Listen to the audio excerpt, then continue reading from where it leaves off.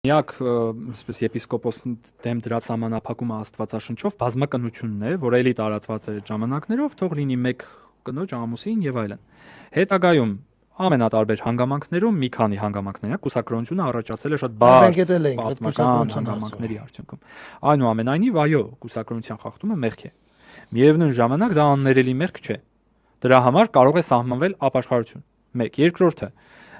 ապացուցելու գործը մեղադրողինն է։ Չի կարող ընդհանրապես որևէ դատարանում, որևէ նորմալ բանավեճի մեջ ապացուցելու ամբողջ պարտավորությունը մեղադրող կողմինն է։ Ասել, որ ես մեղադրել եմ, դու չես արդարացել, ուրեմն դու մեղավոր ես։